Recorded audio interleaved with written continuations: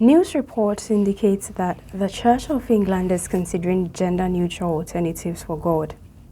So the pronouns he, him will be replaced with gender-neutral pronouns. It is, however, uncertain what term will replace our Father in the Lord's Prayer. So why this decision? Because the Church says it wants to use more inclusive language in service. If this plan succeeds, this will be a departure from traditional Christian doctrine where God is identified by the male gender.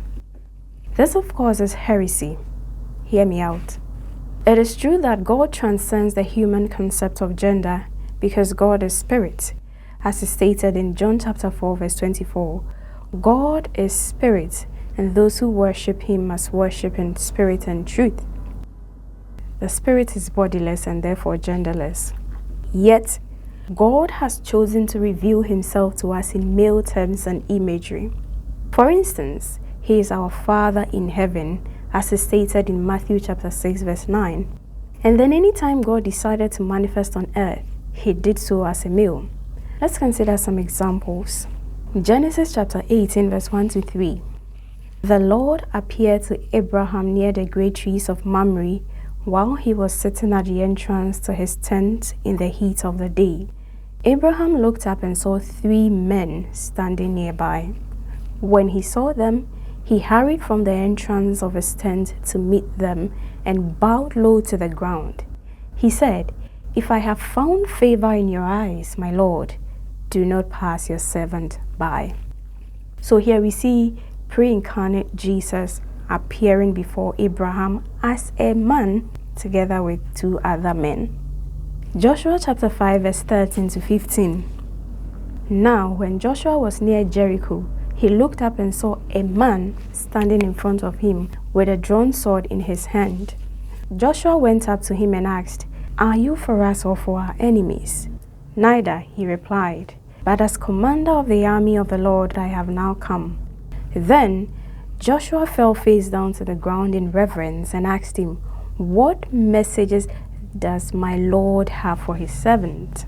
The commander of the Lord's army replied, "Take off your sandals, for the place where you are standing is holy."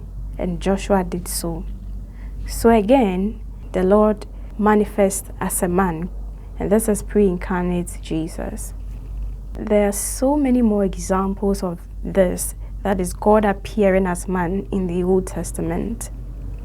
Then we move into the New Testament.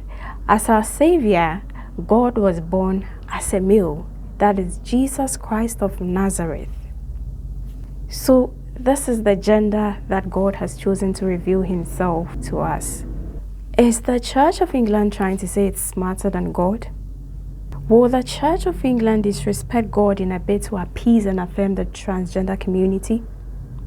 If that is the case, then it means the world is leading this church instead of the reverse.